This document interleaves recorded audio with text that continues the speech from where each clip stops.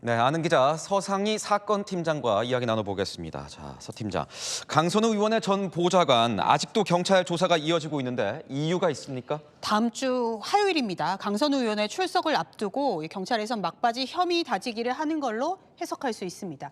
이 수사의 핵심은요. 김경 서울시 의원이 2022년 한 카페에서 1억 원을 실제로 줬는지 그때 어떤 제안이 오갔는지를 밝히는 건데요. 세 사람의 주장이 엇갈립니다.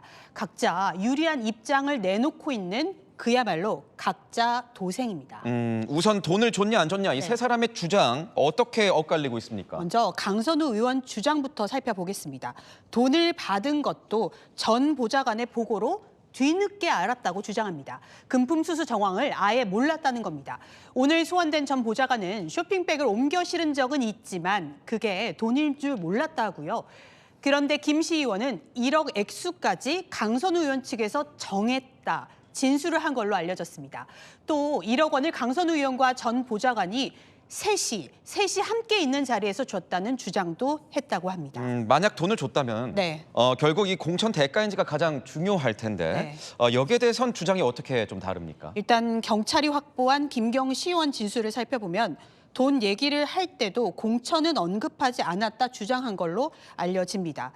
강선우 측이 돈이 필요한 사정을 이야기해서 줬다는 취지입니다. 반면 강선우 의원 측은 최초 녹음 파일이 공개된 직후 자신은 돈을 요구하지도 지시하지도 않았다는 상반된 입장을 내놓고 있습니다. 그러니까 돈은 줬지만 공천 언급은 안 했다. 왜 이런 주장을 하는 걸까요? 단정할 수는 없지만 향후 방어 논리를 세우기 위한 그런 것 아니냐 이런 분석이 나옵니다. 경찰이 발부받은 세 사람의 압수수색 영장에는요. 뇌물 혐의도 들어가 있습니다. 돈이 공천이라는 대가 관계가 있다면 무거운 뇌물죄로 처벌받을 가능성을 염두에 둔 걸로 보입니다. 지금 보면 김경시 의원과 강선우 의원의 전직 보좌관은 여러 번 조사를 받았는데 정작 강선우 의원은 아직 경찰에 출석을 한 적이 없어요. 네, 앞서 말씀드렸지만 강선우 의원은 다음 주 화요일 출석 예정입니다. 강 의원의 전 보좌관이요. 처음 경찰에 출석한 게 보시는 것처럼 이달 초 6일입니다. 김경시 의원은 11일과 15일 경찰에서 조사를 받았고요. 일단 두 사람의 진술을 경찰이 확인한 뒤 그 내용을 토대로 강선우 의원을 추궁하겠다는 겁니다. 진술이 이렇게 엇갈리고 있는데 혹시 물증은 없습니까? 진술이 중요한 이유가 방금 말씀하신 것처럼 이 물증 확보가 쉽지 않기 때문입니다.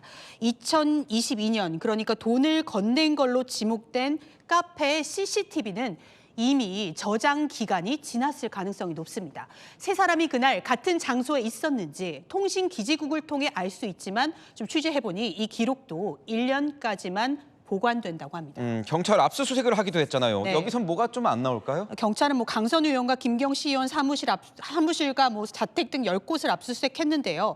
강선우 의원의 경우 아이폰을 압수당했지만요. 비밀번호는 제공하지 않아서 잠금 상태입니다. 김경시 의원의 연구실에서 확보한 PC는 이미 포렌식되거나 하드디스크가 없는 깡통 상태라고 알려집니다.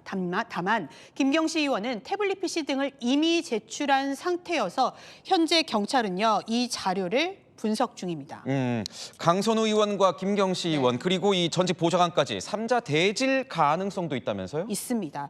강선우 의원은 사실 지난해 29일 녹음 파일이 최초 보도된 직후에 해명을 SNS에 올렸지만 그 뒤로 추가 반론은 내놓지 않고 있습니다. 오는 20일 조사를 앞둔 상황에서 말을 아끼는 상황인데요. 세 사람이 서로 자신의 방어 논리를 구축하면서 엇갈린 입장인 만큼 3자 대질 가능성도 점쳐지고 있습니다. 지금까지 아는 기자 서상희 기자였습니다.